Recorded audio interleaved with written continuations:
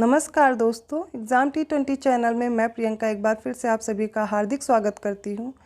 जैसा कि UP PCS prelims exam अब लगभग 10 दिन ही शेष बचे हुए हैं, तो जो भी बच्चे करंट अफेयर कंप्लीट करना चाहते हैं वो इस चैनल के माध्यम से दृष्टि घटना चक्र की जो वार्षिकी आती है करंट अफेयर की, उसके माध्यम से आप करंट अफेयर कंप्लीट कर सकते हैं। और एग्ज़ाम से पहले मैं कहूँगी कि आप ये बुक ज़रूर एक बार पढ़ के जाएं, क्योंकि इससे आपके 80 to 90% जो प्रश्न हैं वो यहीं से सॉल्व हो जाएंगे। कम समय में इस बुक को कंप्लीट किया जा सकता है, पूरे वर्ष का करंट अफेयर रिवाइज़ किया जा सकता है और आने वाले किसी भी एग्ज़ाम के लिए ये उतनी ही महत्वपूर्ण है जितना आप पीसीएस प्रीलिम्स के लिए इसको पढ़ करके जा रहे हैं। तो अभी तक हमने जो कंप्लीट किया है वो वीडियोज़ आप इस चैनल पर देख सकते हैं। आज हम लोग रक्षा विज्ञान देखेंगे, जिसके करंट अफेयर बहुत ही कम समय में जल्दी आप कंप्लीट कर सकते हैं। यदि आपके पास पुस्तक है तो अंडरलाइन करते हुए पढ़ लीजिए, अगर बुक नहीं है तो भी कोई प्रॉब्लम नहीं है, आप सिर्फ वीडियो देखिए और आपकी करंट अफेयर रिवाइज होती चली जाएगी। पेपर में ऑप्शन मिलते ही हैं, देख करके आपको लगभग प्रश्न हल हो जाएंगे। तो चलिए बिना देर किए स्टार्ट करते हैं। तो रक्षा विज्ञान में आज हम लोग सबसे पहले एंड्रोथ के बारे में पढ़ेंगे, INS एंड्रोथ के बारे में, जो कि भारतीय नौसेना का पनडुब्बी रोधी पोत है। देखिए, INS एंड्रोथ को कोलकाता में हुगली नदी में लॉन्च किया गया है 21 मार्च 2023 को। लक्षद्वीप में स्थित है यह एंड्रोथ द्वीप और रणनीतिक समुद्री जो महत्व है इसको दर्शाने के लिए इसका नाम भी क्या रख दिया गया है, INS एंड्रोथ। यह पोत भारतीय नौसेना के लिए Messrs guardian reach ship builders and engineers, जिसको GRSE बोल रहे हैं, द्वारा निर्माणाधीन 8 anti submarine warfare shallow water craft परियोजना का यह दूसरा पोत है।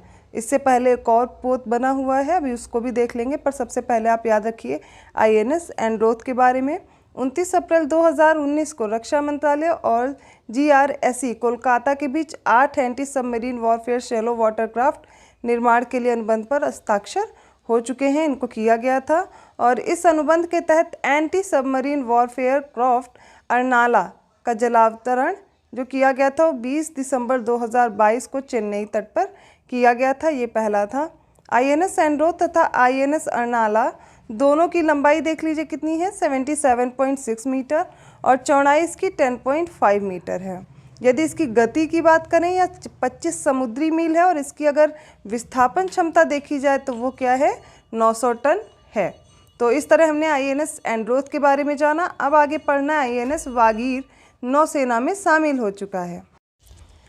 देखिए, जो 23 जनवरी 2023 को स्कॉर्पियन श्रेणी की है, कलवरी श्रेणी जिसको बोलते हैं, इसकी 5वीं स्टील्थ पनडुब्बी जिसका नाम रखा गया है INS वागीर, इसको मुंबई में भारतीय नौसेना में शामिल कर लिया गया है। ये इम्पॉर्टेंट है।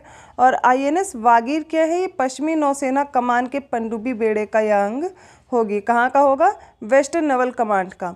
INS वागीर का नामकरण किस पे किया गया है, जो हिंद महासागर के गहरे क्षेत्र में पाई जाने वाली एक परभक्षी है, सैंड शार्क, इसके नाम पर इसका नाम रखा गया है INS वागीर। इस पनडुब्बी का वाक्य, ध्येय वाक्य देखेंगे, मोटो जिसको बोलते हैं, वह है साहस, शौर्य, समर्पण।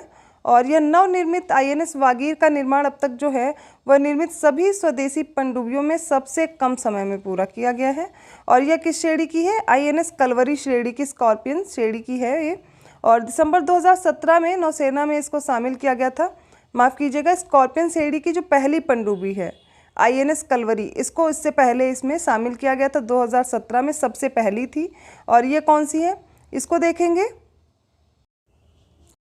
ये 5वीं हो गई। और दूसरी देख लेते हैं कौन सी है, इस श्रेणी की दूसरी पनडुब्बी INS खंदेरी है। इसको कब किया गया था, 2019 में भारतीय नौसेना में शामिल किया गया था। तीसरी देख लीजिए INS करंज है, इसको 2021 में। चौथी पनडुब्बी INS वेला है, इसको नवंबर 2021 में। और 5वीं अभी हमने पढ़ी INS वागीर। तो कौन कौन सी हो गई, पहली हो गई स्कॉर्पियन श्रेणी की INS कलवरी, दूसरी हो गई पनडुब्बी INS खंदेरी, तीसरी INS करंज, चौथी है देखिए INS वेला, 5वीं हो गई INS वागीर और छठी कौन सी है वो भी देख लेते हैं। इसका नाम है INS वागशीर। और ये अभी क्या है, अभी ये परीक्षण के चरण में ही है। और इस पनडुब्बी का जो निर्माण है वो Mazagon dock ship builders limited Mumbai द्वारा फ्रांस के मेसर्स नेवल ग्रुप के सहयोग से प्रोजेक्ट 75 के तहत किया जा रहा है। याद रखने योग्य बात है और इसको याद भी रखिए। अब हमें पढ़ना है स्काई हॉक। ये क्या बना है? भारत का पहला 5G सक्षम ड्रोन बना है स्काई हॉक नाम से। जनवरी 2023 में भारत के पहले 5G सक्षम ड्रोन स्काई हॉक के विकास की घोषणा की गई और इस ड्रोन का विकास स्टार्टअप IG ड्रोन द्वारा किया गया है। इस ड्रोन के विकास में ओडिशा के जो बुर्ला है संबलपुर का स्थित Veer Surendra Sai university of technology VSSUT इसके उद्यमियों की भूमिका काफ़ी ज़्यादा रही है और 5G तकनीक से लैस होने के कारण जो स्काई हॉक जो क्षेत्र में से जो नियंत्रण किया जा सकता है इसके बजाय सीधे कमांड सेंटर से इसको नियंत्रित किया जा सकता है। मीन्स इसमें जो 5G टेक्नोलॉजी है इसकी वजह से पहले क्या होता था, फील्ड से इसको नियंत्रित किया जा सकता था, बट अब क्या है, कमांड सेंटर से भी इसको नियंत्रित किया जा सकता है।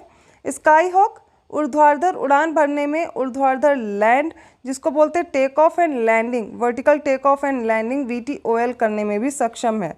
ये इंपॉर्टेंट बात है इसके बारे में। स्काई हॉक एक VTOL है। इसके पारंपरिक रनवे की आवश्यकता के बिना किसी भी क्षेत्र से इसको संचालित किया जा सकता है। इसमें ये न्यू टेक्निक आप देख सकते हैं और ये अपने साथ 10 किलोग्राम तक की वजनी पेलोड भी ले जा सकता है और लगभग 5 घंटे तक लगातार उड़ान भर सकने में सक्षम है। तो याद रखिएगा क्या पढ़ा है हमने। स्काई हॉक जो है ये भारत का पहला 5G सक्षम ड्रोन है जो क्या कर सकता है, वो कैसा है, VTOT है, ठीक है, VTOL है सॉरी, जिसकी vertical take off and landing process है और यह 5G टेक्निक से लैस होने के कारण क्या किया जा सकता है, इसको कमांड सेंटर से भी इसको नियंत्रित किया जा सकता है। अब पढ़ते हैं पृथ्वी सेकंड का सफल परीक्षण कब हुआ। 15 जून 2022 को भारत ने यह सतह से सतह सरफेस टू सरफेस पर मार करने वाली लघु दूरी की बैलिस्टिक मिसाइल जिसका नाम क्या है पृथ्वी सेकंड और इसका सफल परीक्षण किया है। कहाँ पर किया है? जो एकीकृत परीक्षण रेंज है चांदीपुर उड़ीसा में, वहाँ पे किया है और यह रात्रिकालीन परीक्षण था। ये याद रखिए 10 जनवरी 2023 को ITR चांदीपुर से पुनः पृथ्वी सेकंड का परीक्षण संपन्न हुआ। पृथ्वी सेकंड मिसाइल का प्रथम परीक्षण कब हुआ? 27 जनवरी 1996 को किया गया था। पृथ्वी सेकंड का विकास प्राथमिक रूप से भारतीय वायुसेना द्वारा उपयोग किए जाने हेतु किया गया था, हालांकि जो भारतीय थल सेना है वो भी उसका प्रयोग करती है। पृथ्वी सेकंड एक स्वदेशी मिसाइल है और क्या कर सकती है, सतह से सतह पर मार करने वाली लघु दूरी की, कैसी है, शॉर्ट रेंज की बैलिस्टिक मिसाइल है, SRBM है। अब ये जो SRBM होती हैं लघु दूरी की बैलिस्टिक मिसाइल होती है, इनकी रेंज की बात करें तो 1000 किलोमीटर या उससे भी कम होती है। पृथ्वी सेकंड मिसाइल का जो परास है, रेंज है, वो 250 से 350 किलोमीटर के बीच है और इसका वेट देखा जाए वो 500 से 1000 किलोग्राम तक पेलोड ले जाने में सक्षम है। याद रहेगा। अगला पढ़ते INS मोर्मुगांव भारतीय नौसेना में शामिल हो गया है। 18 दिसंबर 2022 को मुंबई स्थित नौसैनिक जो पोतगाह है उसमें भारतीय नौसैनिक जो पोत है INS, ये देखिए इंडियन नेवल शिप INS में मोर्मुगांव D67 को इसको क्या किया गया, भारतीय नौसेना में शामिल किया गया है और गोवा के पश्चिमी तट पर ये स्थित है। मुर्मुगांव पोर्ट के नाम से आप इसको जानते हैं। इसके नाम पर इसका क्या किया गया है, नामकरण किया गया है। INS मोर्मुगांव परियोजना 15B के तहत निर्मित किया गया दूसरा युद्धपोत है। P15B के तहत निर्मित किए जा रहे 4 पोतों का विवरण देख लीजिए। 4 पोत कौन कौन से हैं प्रोजेक्ट 15 के तहत। देखिए पहला आप देखेंगे पोत का नाम, पहला है INS विशाखापत्तनम, दूसरा INS मोर्मुगांव अभी जिसके बारे में हमने पढ़ा, तीसरा INS इम्फाल है और चौथा INS सूरत है। इसके निर्माता कौन है? ये MDL है, Mazagon dock ship builder limited है और नौसेना में शामिल होने की तिथि देखिए, जो विशाखापत्तनम है INS विशाखापत्तनम, इसको 21 नवंबर 2021 को शामिल कर लिया गया था। अभी INS मोर्मुगांव को 18 दिसंबर 2022 को शामिल किया गया और अभी ये निर्मित हो रहे हैं तो इनको भी शामिल किया जाएगा। प्रोजेक्ट 15B के पोतों को विशाखापत्तनम श्रेणी के विध्वंसक युद्ध पोतों के नाम से भी जाना जाता है और INS मोर्मुगांव को भारतीय नौसेना के इन हाउस संगठन वॉरशिप डिज़ाइन ब्यूरो द्वारा डिज़ाइन किया गया है और यह पोत जो है लगभग 75% स्वदेशी उपकरणों से निर्मित है। पोत की कुल लंबाई की बात की जाए तो 163 मीटर है, चौड़ाई 17 मीटर है और वजन 7400 टन है। यह पोत 30 समुद्री मील से अधिकतम गति प्राप्त करने में भी सक्षम है। अब हमें पढ़ना है प्रचंड के बारे में, जो कि हल्का लड़ाकू हेलीकॉप्टर है और 3 अक्टूबर 2022 को औपचारिक रूप से यह इंडियन एयरफोर्स जो है, भारतीय वायुसेना, इसमें शामिल किया गया है। यह एक प्रकार का LCH है, इट मीन्स हल्के लड़ाकू जो हेलीकॉप्टर होते हैं उस कैटेगरी का है। और LCH की इंडियन एयरफोर्स में तैनाती हेतु जोधपुर राजस्थान में आयोजित औपचारिक समारोह की अध्यक्षता में रक्षा मंत्री राजनाथ सिंह के द्वारा की गई थी। इसका नाम प्रचंड रखा गया है और यह 5.8 टन श्रेणी का एक लड़ाकू हेलीकॉप्टर है और इसका विकास और डिज़ाइन किसके द्वारा किया गया है? हिंदुस्तान एरोनॉटिक्स लिमिटेड HAL के द्वारा। और यह पहला स्वदेशी बहुउद्देशीय मल्टी रोल लड़ाकू हेलीकॉप्टर है और हेलीकॉप्टर यह जो है इसको 2 शक्ति इंजनों द्वारा यह चालित किया जाएगा, जिसका विकास संयुक्त रूप से HAL और फ्रांस के जो सैफरन समूह हैं उनके द्वारा किया गया है। और हेलीकॉप्टर जो है इसकी अधिकतम गति की बात करें तो 268 किलोमीटर प्रति घंटा ये उड़ान भर सकता है और इसकी रेंज कितनी है? 550 किलोमीटर। इस हेलीकॉप्टर में उन्नत हल्के हेलीकॉप्टर ध्रुव ALH ध्रुव की कई तकनीकों को, इनकी विशेषताओं को भी शामिल किया गया है। और LCH को पहले से लड़ाकू हेलीकॉप्टर होने का गौरव प्राप्त हुआ है, जिसने 500 किलोग्राम भार के साथ समुद्र तल से 4700 मीटर की ऊंचाई पर सियाचिन में फॉरवर्ड बेस पर लैंड करने की सफलता भी प्राप्त की है। और LCH को भारतीय वायुसेना की नवनिर्मित नंबर 143 हेलीकॉप्टर इकाई में शामिल किया गया है। अग्नि प्राइम का सफल परीक्षण किया गया 21 अक्टूबर 2022 को DRDO द्वारा। नई पीढ़ी की परमाणु क्षमता युक्त मध्यम दूरी की जो बैलिस्टिक मिसाइल है MRBM, इसका सफल परीक्षण किया गया और इसका नाम अग्नि प्राइम रखा गया है। और इसका सफल परीक्षण जो है ओडिशा के बालासोर स्थित डॉक्टर APJ अब्दुल कलाम द्वीप से किया गया। अग्नि जो P है यह अग्नि श्रेणी की सतह से सतह पर मार करने वाली मिसाइल की अत्याधुनिक संस्करण है और इसकी मारक क्षमता देखिए 1000 किलोमीटर से 2000 किलोमीटर तक है। और यह कनस्त्रीकृत मिसाइल है जिसे रोड या रेल प्लेटफॉर्म से भी लॉन्च किया जा सकता है। यह द्विचरणीय मिसाइल है जिसका वजन कितना है? 23 to 25 टन। अब हम पढ़ते हैं INS तारागिरी का जलावतरण किया गया है 11 सितंबर 2022 को प्रोजेक्ट 17A के तहत निर्मित की गई है INS तारागिरी। इसका मुंबई में जलावतरण किया गया और INS तारागिरी का निर्माण मुंबई में मझगांव डॉक शिप बिल्डर्स द्वारा किया गया है और इसका नाम उत्तराखंड के गढ़वाल में स्थित हिमालय के एक श्रृंखला के नाम पर रखा गया है, तारागिरी।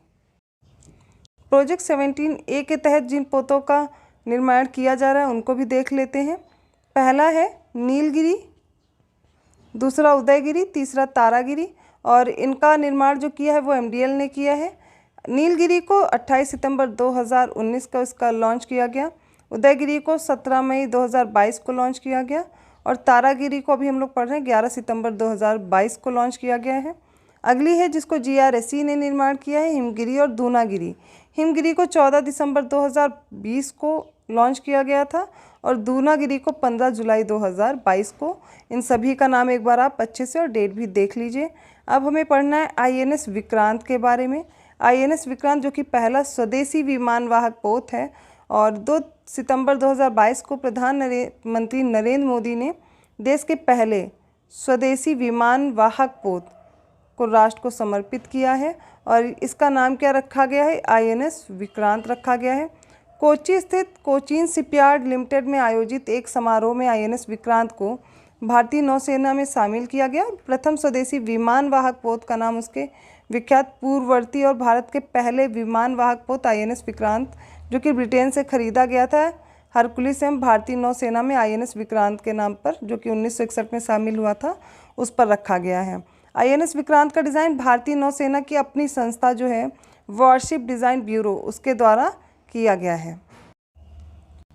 इसका निर्माण पत्तन पोत परिवहन जलमार्ग मंत्रालय के अधीन सार्वजनिक क्षेत्र की company Cochin shipyard limited CSL द्वारा किया गया है और INS विक्रांत के भारतीय नौसेना में शामिल होने के पश्चात भारत, USA, UK, फ्रांस, रूस, चीन सहित घरेलू स्तर पर विमानवाहक पोत की डिज़ाइन और निर्माण करने की विशिष्ट क्षमता वाले देशों की विशिष्ट समूह में यह शामिल हो गया है।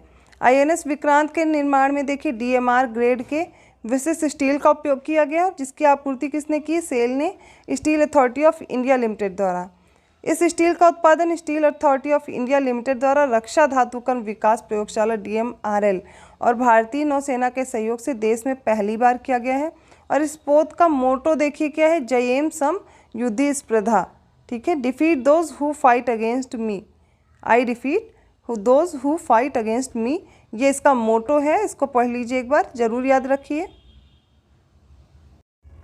INS विक्रांत के बारे में और जानकारी देख लेते हैं। यह भारत के सामुद्रिक इतिहास में निर्मित अब तक का सबसे विशाल युद्धपोत है और यह भारतीय नौसेना हेतु डिज़ाइन और निर्मित किया गया पहला स्वदेशी विमान वाहक पोत है। इसकी लंबाई 262.5 मीटर और चौड़ाई 61.6 मीटर है और इसका पूर्ण विस्थापन, जिसको फुल डिस्प्लेसमेंट देखा जाए इसका, वो 43,000 टन है।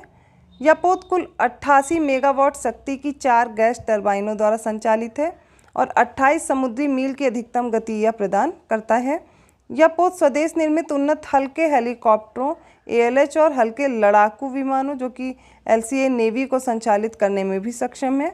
और इसके साथ यह पोत MiG-29 लड़ाकू विमानों, पूर्व हवाई चेतावनी हेलीकॉप्टर जो है कामोव 31 और MH-60R बहुउद्देशीय हेलीकॉप्टरों से यह लैस है। देखिए कौन कौन है इसमें? MiG-29, दूसरा है पूर्व हवाई चेतावनी हेलीकॉप्टर जो कोई कामोव 31 है और MH-60R, इनके बहुउद्देशीय हेलीकॉप्टरों से यह लैस है। अगला पढ़ना है, INS सिंधु ध्वज सेवा मुक्त हो गया है। 16 जुलाई 2022 को वर्ष की सेवा के बाद पनडुब्बी जो INS सिंधु ध्वज है उसको भारतीय नौसेना से सेवा मुक्त किया गया है। इसे जून 1987 में भारतीय नौसेना में शामिल किया गया था और यह किलो श्रेणी की 10 पनडुब्बियों में से एक थी जिन्हें भारत ने वर्ष 1986 और 2000 के बीच रूस पूर्व सोवियत संघ के सहित जब था तब खरीदी थी। यह एकमात्र पनडुब्बी थी जिसे प्रधानमंत्री द्वारा नवाचार के लिए CNS रोलिंग ट्रॉफी से सम्मानित किया गया था। इस श्रेणी की एक पनडुब्बी INS सिंधु रक्षक अगस्त 2013 में मुंबई बंदरगाह पर दुर्घटनाग्रस्त हो गई थी और वर्तमान में वह भी सेवा में नहीं है। इस श्रेणी की यह अन्य पनडुब्बी INS सिंधु वीर वर्ष 2020 में म्यांमार को हस्तांतरित कर दी गई थी। अब हम पढ़ते हैं वरुण के बारे में। यह भारत का पहला यात्री ड्रोन है जो कि जुलाई 2022 में प्रधानमंत्री नरेंद्र मोदी ने भारत के पहले, यह स्वदेशी है, वरुण का अनावरण किया था। वरुण का स्वायत्त मल्टीकॉप्टर ड्रोन है, यह एक प्रकार का, जो एक यात्री को वहन करने में सक्षम है। इसको पुणे महाराष्ट्र स्थित एक भारतीय स्टार्टअप कंपनी है सागर डिफेंस इंजीनियरिंग के नौसेना के DSR और naval technology development acceleration cell के साथ मिलकर इसको विकसित किया गया है। इसके बारे में अन्य जानकारी देखें तो यह एक पायलट रहित ड्रोन है। इसका संचालन रिमोट से किया जाता है। इसमें एक व्यक्ति को वहन करने की क्षमता भी है। यह अपने साथ 130 किलोग्राम तक पेलोड ले जा सकता है। यह 25 किलोमीटर तक की दूरी तय कर सकता है। इसे लगभग 25 से 33 मिनट तक उड़ाया जा सकता है।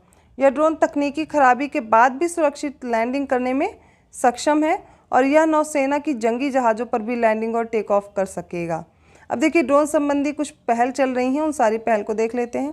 सितंबर 2021 में केंद्र सरकार ने ड्रोन उद्योग में विनिर्माण और सेवाओं को बढ़ावा देने के लिए प्रोडक्शन लिंक्ड इंसेंटिव, ये स्कीम इन्होंने अधिसूचित की थी।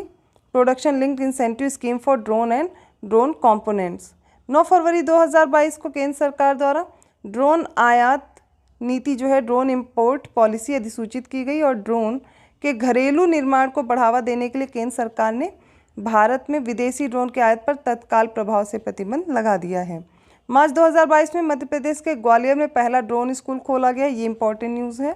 और इसके साथ ही 4 अन्य स्थानों पर भी ड्रोन स्कूल खोले जाने की घोषणा की गई है। सबसे पहला कहाँ पर है? ग्वालियर में, MP के। और ये 4 अन्य शहर देख लीजिए जहाँ पर ड्रोन स्कूल ओपन होंगे। पहला है भोपाल, इंदौर, जबलपुर और सतना। 27 से 28 मई 2022 को नई दिल्ली के प्रगति मैदान में भारत ड्रोन महोत्सव 2022 का आयोजन किया गया। मई 2022 में डाक विभाग द्वारा पहली बार गुजरात के कच्छ जिले में एक ड्रोन का उपयोग करके पार्सल भेजा गया। ड्रोन संबंधी स्टार्टअप्स का समर्थन करने तथा ड्रोन को एक सेवा के रूप में बढ़ावा देने के लिए 1 फरवरी 2022 को केंद्रीय बजट जो कि 2022-23 का मिशन ड्रोन शक्ति की भी घोषणा की गई, इसलिए यह इम्पोर्टेंट हो जाता है। अब पढ़ना है अग्नि 4 का सफल परीक्षण किया गया डॉक्टर APJ अब्दुल कलाम द्वीप पर।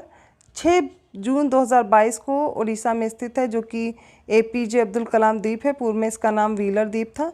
इससे नाभिकीय सक्षम बैलिस्टिक मिसाइल अग्नि 4 का सफल परीक्षण किया गया और यह परीक्षण सेना के सामरिक बल कमान SFC द्वारा किए जाने वाला प्रयोक्ता परीक्षण का भाग था। द्विचरणीय अग्नि 4 मिसाइल का यह 8वां परीक्षण था। स्वदेशी तकनीक से विकसित अग्नि 4 मिसाइल की लंबाई 20 मीटर और वजन 17 टन है। सतह से सतह पर मार करने वाली यह मिसाइल है और इसकी मारक क्षमता 4000 किलोमीटर है और यह मिसाइल ठोस ईंधन प्रौद्योगिकी द्वारा संचालित होती है। अब देखते हैं RINGS रिंग्स, जिसको बोल रहे हैं ring laser gyro based interior navigation system है, और माइक्रो नेविगेशन सिस्टम मिंग्स इस मिसाइल को लक्ष्य जो सटीकता से भेज सकते हैं उसमें मदद करेगा। कौन कौन? रिंग्स और मिंग्स के द्वारा। अग्नि भारत द्वारा विकसित मध्यम से जो अंतर महाद्वीपीय रेंज की बैलिस्टिक मिसाइल की एक श्रृंखला है और अग्नि श्रृंखला की समस्त मिसाइलें सतह से सतह पर मार करने वाली मिसाइलें हैं।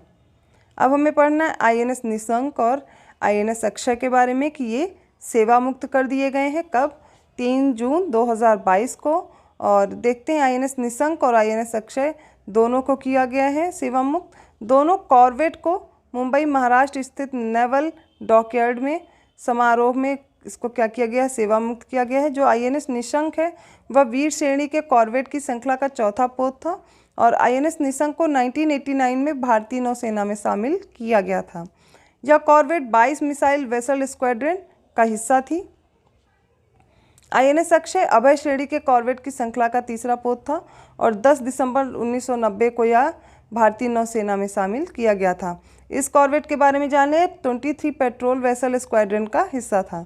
दोनों पोतों ने अपने सेवा काल में कारगिल युद्ध के दौरान ऑपरेशन तलवार और वर्ष 2001 में ऑपरेशन पराक्रम सहित कई नौसैनिक अभियानों में भाग लिया था।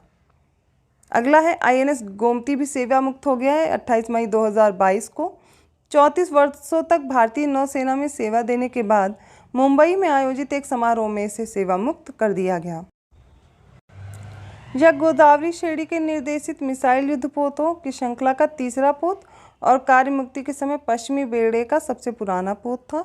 INS गोमती का नाम गोमती नदी से व्युत्पन्न हुआ है और 16 अप्रैल 1988 को भारतीय नौसेना में शामिल किया गया था। आप सभी लोग कमेंट करके बताइए गोमती नदी कहाँ से, उसका उद्भव स्थल है वो कहाँ है, ओरिजिन पॉइंट बताना है, और यह किसकी सहायक नदी है।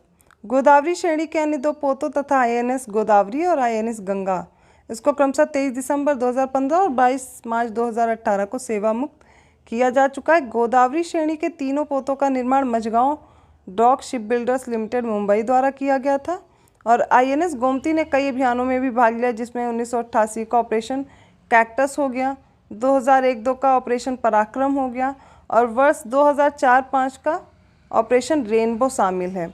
28 मई 2022 को पोत को औपचारिक रूप से यूपी सरकार को हस्तांतरित कर दिया गया। सेवा मुक्ति के पश्चात इस पोत की विरासत को गोमती नदी लखनऊ के तट पर स्थापित किए जा रहे ओपन एयर संग्रहालय में जीवंत रखा जाएगा। अब हमें कुछ इम्पोर्टेंट अभ्यास पढ़ने हैं, किंतु उससे पहले सर्वेक्षण पोत निर्देशक के बारे में जान लें। 26 मई 2022 को चेन्नई स्थित कटपल्ली में सर्वेक्षण पोत निर्देशक का जलावतरण संपन्न हुआ है और यह भारतीय नौसेना के लिए LNT जो कि बोलते लार्सन एंड टोब्रो के सहयोग से garden reach ship builder and engineers द्वारा निर्माणाधीन 4 सर्वेक्षण पोत परियोजना के तहत यह दूसरा पोत है और भारतीय नौसेना हेतु निर्मित इस श्रृंखला के प्रथम सर्वेक्षण पोत जो कि INS संधायक है, इसको 5 दिसंबर 2021 को लॉन्च किया गया था कोलकाता में और इस परियोजना के तहत 4 पोतों में से 3 का आंशिक निर्माण कट्टपल्ली स्थित LNT और GRSE और LNT शिप बिल्डिंग के बीच सार्वजनिक निजी भागीदारी दृष्टिकोण के तहत किया जा रहा है और सर्वेक्षण पोत बृहद परियोजना जो की है इसके तहत निर्मित पोत लगभग 3400 टन वजनी होंगे और लगभग 235 कर्मी इसमें सवार हो सकेंगे इन पोतों को 14 समुद्री मील की क्रूज गति और 18 समुद्री मील की अधिकतम गति पर परिचालित करने के लिए डिज़ाइन किया गया है। प्रमुख युद्धाभ्यास में सबसे पहले हम युद्धाभ्यास को पढ़ते हैं कोबरा वॉरियर। देखिए यहाँ से एक प्रश्न हर बार लगभग पूछ ही लिया जाता है, और जो भी बच्चे डिफेंस एग्ज़ाम की प्रिपरेशन कर रहे हैं उनके लिए तो मोस्ट इम्पॉर्टेंट करंट अफेयर यहीं से मिल जाएंगी, लगभग उनके करंट अफेयर यहीं से सॉल्व हो जाएंगे। पहला है कोबरा वॉरियर, जो कि 6 से 24 मार्च 2023 को संपन्न हुआ है, और इसमें बहुपक्षीय देश हैं। वायुसेना बहुपक्षीय अभ्यास किया गया, और यह ब्रिटेन में रॉयल एयर फोर्स के वेडिंगटन एयर फोर्स बस पर आयोजित किया गया, बेस पर। और भारत के मिराज 2000 लड़ाकू विमान C-17 ग्लोब मास्टर 3 और IL-78 मिड एयर रिफ्यूलर विमान भी इसमें शामिल था। सेकंड है बोल्ड कुरुक्षेत्र, 6 से 13 मार्च 2023 के बीच संपन्न हुआ, और इसमें भारतीय सेना और सिंगापुर की सेना शामिल थी। यह एक प्रकार का सैन्य अभ्यास था जो कि जोधपुर मिलिट्री स्टेशन पर संपन्न हुआ। 13वां संस्करण था, और यह पहली बार 2005 में आयोजित किया गया था। तो बोल्ड कुरुक्षेत्र किसके किसके बीच? भारतीय सेना और सिंगापुर की सेना। तीसरा है ट्रोपेक्स 2023, नवंबर 2022 से मार्च 2023 तक चला, और यह भारतीय नौसेना का है, नौसैन्य अभ्यास है। यह हिंद महासागर क्षेत्र में आयोजित किया गया। भारतीय नौसेना का सबसे बड़ा युद्ध अभ्यास है, और इसमें शी विगिल और एम्फैक्स भी शामिल थे। तो ये याद रखने वाला है, ट्रोपेक्स किसके बीच? भारतीय नौसेना का है, सबसे लंबे समय तक चलने वाला, और यह हिंद महासागर क्षेत्र में आयोजित किया गया।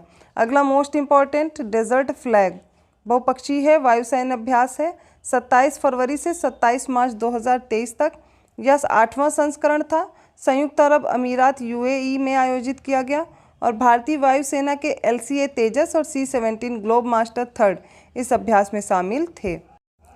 फिफ्थ है कटलैस एक्सप्रेस, जो कि 26 फरवरी से 16 मार्च 2023 तक चला, बहुपक्षीय समुद्री अभ्यास है, और अन्य नाम इसका क्या है? IMX CE-23 अन्य नाम है इसका, अंतर्राष्ट्रीय समुद्री अभ्यास IMX CE-23 खाड़ी क्षेत्र में आयोजित किया गया, और इसमें कौन कौन शामिल थे? INS त्रिकंद, जो कि भारतीय नौसेना का प्रतिनिधित्व कर रहा था। तो यह कटलैस एक्सप्रेस हमने पढ़ा। उसके बाद है फ्रिंजेक्स 2023, 7 से 8 मार्च 2023 में फ्रांस और भारत के बीच हुआ। फ्रिंजेक्स फ्रांस से फ्रांस और इंडिया का फ्रिंजेक्स आप इसमें ऐड कर लीजिए तो थोड़ा याद करने में ईजी रहेगा। यह एक प्रकार का सैन्य अभ्यास है, और केरल में तिरुवनंतपुरम में आयोजित किया गया, और यह पहला संस्करण है, इसलिए इम्पॉर्टेंट है। अगला है डस्टलिक अभ्यास। डस्टलिक फरवरी मार्च 2023 में। डस्टलिक किसके किसके बीच होता है? भारत और उज्बेकिस्तान के बीच सैन्य अभ्यास है, और यह चौथा संस्करण था जो कि पिथौरागढ़ उत्तराखंड में आयोजित किया गया। अब हमें पढ़ना है धर्म गार्जियन के बारे में। 17 फरवरी से 2 मार्च 2023 तक रहा। भारत और जापान के बीच धर्म गार्जियन, याद रखिए, सैन्य अभ्यास है। चौथा संस्करण था, जापान में आयोजित किया गया। अगला याद करना अभ्यास कोंकण 20 से 22 मार्च 2023 को हुआ, और इसमें भारतीय नौसेना और रॉयल नेवी ब्रिटेन की शामिल हुई। कौन सी अभ्यास? कोंकण में। द्विपक्षीय समुद्री अभ्यास था, अरब सागर में जो कोंकण तट है वहाँ पर आयोजित किया गया, और इसमें भारत की तरफ से INS त्रिशूल ने प्रतिभाग किया था। 10वां है ला पेरोस 2023 का, 13 से 14 मार्च 2023 के बीच। यह बहुपक्षीय है, द्विवार्षिक नौसैन्य अभ्यास है। आयोजन इसका हिंद महासागर क्षेत्र में किया गया, और तीसरा संस्करण था। भारत की तरफ से INS सह्याद्री और INS ज्योति इसमें शामिल हुआ। ला पेरोस नौसैन्य अभ्यास था। ठीक है, अगला पढ़ना है शिन्यू मैत्री 11वें नंबर का है। 1 से 2 मार्च 2023 को संपन्न हुआ, भारत और जापान के बीच शिन्यू मैत्री, और वायुसैन्य अभ्यास है यह। भारत और जापान की जो संयुक्त सेना का अभ्यास धर्म गार्जियन के साथ इसको आयोजित किया गया था। अगला पढ़ते हैं, इसमें भारतीय वायुसेना की C-17 और ग्लोब मास्टर 3 ये दोनों विमान शामिल हुए थे। अब हमें पढ़ना है अभ्यास एम्फेक्स के बारे में। इसमें भारत की जल, थल और वायुसेना शामिल थी। 17 से 22 जनवरी 2023 में ये हुआ। सबसे बड़ा समन्वित अभ्यास है द्विवार्षिक, जो कि आंध्र प्रदेश के काकीनाडा में पहली बार आयोजित किया गया था। अगला है वीर गार्जियन 12 से 26 जनवरी 2023 में। धर्म गार्जियन हो गया, और वीर गार्जियन भी भारत जापान का है। ठीक है, याद रखिएगा। इसमें संयुक्त वायु रक्षा अभ्यास किया गया। आयोजन जापान के हयाकुरी एयरबेस पे किया गया। इंपॉर्टेंट है, इसको याद कर लीजिए। यह दोनों देशों के बीच पहला द्विपक्षीय वायु रक्षा अभ्यास रहा है। अगला पढ़ना है सूर्य किरण जो कि 16 है, 16 से 29 दिसंबर 2022 को होगा। ये 23 लिख दिया है इसमें दिसंबर। भारत और नेपाल के बीच सूर्य किरण 16 संयुक्त सैन्य परीक्षण है। यह 16वां संस्करण था, साल झंडी नेपाल में आयोजित किया गया। अगला पढ़ना है काजिंद, जैसे कि भारत और काजिंद, कजाकिस्तान से काजिंद याद रखिए 2022। यह 15 से 28 दिसंबर 2022 को चला, संयुक्त सैन्य अभ्यास था। यह इसका 6ठा संस्करण था, उमरोई और मेघालय में आयोजित किया गया, उमरोई जगह पर। अग्नि वॉरियर भारत और सिंगापुर के बीच, अभी हमने पहला ही भारत और सिंगापुर के बीच पढ़ा और यह दूसरा है अग्नि वॉरियर। 13 से 30 नवंबर 2022 के मध्य हुआ और द्विपक्षीय सैन्य अभ्यास से 12वां संस्करण था। कहाँ पर संपन्न हुआ? देवलाली, जो कि महाराष्ट्र में है। नेक्स्ट है ऑस्ट्रा हिंद 2022, 28 नवंबर 11 दिसंबर तक रहा। 28 नवंबर से भारत और ऑस्ट्रेलिया के बीच है, तो ऑस्ट्रा हिंद याद रहेगा आपको, पहला संस्करण था। महाजन फील्ड फायरिंग रेंज राजस्थान में आयोजित हुआ, द्विपक्षीय सैन्य परीक्षण अभ्यास था। अगला 18 नंबर का हरिमऊ शक्ति, जो कि 28 नवंबर से 12 दिसंबर तक रहा, भारत और मलेशिया के बीच। हरिमऊ शक्ति नाम से द्विपक्षीय वार्षिक प्रशिक्षण अभ्यास है और मलेशिया के कुलोंग स्थित पुलाई में यह आयोजित किया गया। अगला है नसीम अल बशर, इम्पॉर्टेंट है 2022 का, 19 से 24 नवंबर 2022 का रहा। भारत और ओमान के बीच होता है द्विपक्षीय नौसैन्य अभ्यास है। यह 13वां संस्करण था, ओमान तट पर आयोजित किया गया और भारत के INS त्रिकंद और INS सुमित्रा इसमें शामिल हुए। नेक्स्ट है गरुण शक्ति, भारत और इंडोनेशिया के बीच नवंबर दिसंबर 2022 में हुआ। थल सेनाओं के बीच द्विपक्षीय संयुक्त प्रशिक्षण अभ्यास है। यह इसका 8वां संस्करण था, सांगा बुआना प्रशिक्षण क्षेत्र और कारावांग इंडोनेशिया में से संपन्न किया गया। 21 नंबर का है मालाबार 2022, 8 से 15 नवंबर 2022 में हुआ। बहुराष्ट्रीय भारत, जापान, ऑस्ट्रेलिया, अमेरिका, ये मालाबार याद रखिए, इसमें जितने देश शामिल हो गए हैं। समुद्री अभ्यास ये 30वीं वर्षगांठ पर हुआ। मेजबान जापान मेरी time self defence force, Bharat की तरफ से INS शिवालिक और कामोर्ता शामिल था। यह 26वां संस्करण था, 1992 से यह शुरू किया गया था। अब पढ़ना है IMT त्रिलाट, जो कि 2022 का है, 27 से 29 अक्टूबर 2022 को हुआ। इसमें भारत, मोजाम्बिक और तंजानिया थे। IMT त्रिलाट द्विपक्षीय नौसेना अभ्यास है, पहला संस्करण था, दार एस सलाम तंजानिया में आयोजित हुआ और इस अभ्यास में भारतीय नौसेना की ओर से INS तर्कस, चेतक हेलीकॉप्टर और विशेष नौसैन्य बल मार्कोस इसमें शामिल हुए। अगला है टाइगर ट्रियम्फ, 18 से 20 अक्टूबर 2022 को भारत और अमेरिका के बीच त्रिसेना मानवीय सहायता और आपदा राहत अभ्यास है। यह इसका दूसरा संस्करण था, विशाखापत्तनम में आयोजित किया गया। नेक्स्ट है सिम्बैक्स 2022, सिम्बैक्स होता है भारत और सिंगापुर के बीच, 26 से 30 अक्टूबर 2022 को हुआ। नौसैन्य अभ्यास से 29वां संस्करण था, 2 चरण में संपन्न हुआ। पहला चरण विशाखापत्तनम बंदरगाह और दूसरा चरण बंगाल की खाड़ी में हुआ। अब हमें पढ़ना है इप्सामार 7, जो कि 10 से 12 अक्टूबर 2022 को हुआ। इसमें भारत, ब्राज़ील, दक्षिण अफ्रीका थे। नौसैन्य समुद्री अभ्यास है, 7वां संस्करण था। इप्सामार याद रखिए नाम, पोर्ट गकेबेरहा, पोर्ट एलिजाबेथ, जो कि है दक्षिण अफ्रीका में आयोजित किया गया और अभ्यास कांकाड़ू या सितंबर में हुआ, 12 से 25 सितंबर 2022 को। बहुराष्ट्रीय है, द्विवार्षिक नौसैन्य अभ्यास है, ऑस्ट्रेलिया के डार्विन में आयोजित किया गया। इसका मुख्य विषय देखिए, पार्टनरशिप, लीडरशिप, फ्रेंडशिप इसका मुख्य विषय था और इसमें INS सतपुड़ा P-8I गश्ती विमान भी इसमें शामिल था। एक्स बिनबैक्स देखिए 2022 का, 1 से 18 अगस्त 2022 में हुआ। भारत और वियतनाम का है एक्स बिनबैक्स। द्विपक्षीय सैन्य अभ्यास से तीसरा इसका संस्करण था, चंडी मंदिर हरियाणा में आयोजित किया गया। एक बार जल्दी से हम इन सभी सैन्य अभ्यास का रिवीजन कर लेते हैं। कोबरा वॉरियर 6 से 24 मार्च, यह बहुपक्षीय था। दूसरा है बोल्ड कुरुक्षेत्र, किसके बीच? भारत और सिंगापुर की सेना के बीच। ट्रोपैक्स भारतीय नौसेना का है। डेजर्ट फ्लैग बहुपक्षीय रहा, ठीक है, इसमें बहुत से देश शामिल है। कौन कौन सा? देखिए, संयुक्त अरब अमीरात में यह वहाँ पर आयोजित किया गया। डेजर्ट फ्लैग इसका नाम है और इसके जो डेट है 27 फरवरी से 17 मार्च 2023 है। कटलैस याद रखिए, समुद्री अभ्यास, जिसमें जो क्या हुआ, इस खाड़ी क्षेत्र में आयोजित किया गया और INS त्रिकंद इसमें शामिल हुआ था। फ्रिंजेक्स याद रखिए, भारत और फ्रांस का। डस्टलिक याद रखिए, भारत और उज्बेकिस्तान। धर्म गार्जियन भारत और जापान का। अभ्यास कोंकण भारतीय नौसेना और जो ब्रिटेन की रॉयल नेवी है। लॉ पेरोस बहुपक्षीय है, हिंद महासागर में इसका आयोजन किया गया। शिन्यू मैत्री भारत जापान का है। अभ्यास एम्फैक्स किसका है? भारतीय जल थल वायु तीनों सेना इसमें शामिल होती हैं। वीर गार्जियन भारत और जापान का। सूर्य किरण जो कि 16 है भारत और नेपाल का। काजिंद भारत कजाकिस्तान। अग्नि वॉरियर भारत और सिंगापुर का है। ऑस्ट्रा हिंद भारत ऑस्ट्रेलिया। हरिमऊ शक्ति भारत मलेशिया। नसीम अल बहर भारत एवं ओमान का। गरुण शक्ति भारत और इंडोनेशिया। मालाबार में भारत जापान ऑस्ट्रेलिया और अमेरिका। IMT त्रिलॉट भारत मोजाम्बिक और तंजानिया। टाइगर ट्रियम्फ भारत और अमेरिका। सिम्बैक्स भारत और सिंगापुर का है। इप्सामार भारत ब्राज़ील और दक्षिण अफ्रीका। और एक्स बिनबैक्स। इनको आप एक बार देखेंगे, एक दो बार वीडियो रिपीट करके देखेंगे, सभी आपको आसानी से प्रिपेयर हो जाएंगे। यदि आपको वीडियो अच्छा लगा तो प्लीज़ लाइक कीजिए और लोगों को भी शेयर कीजिए।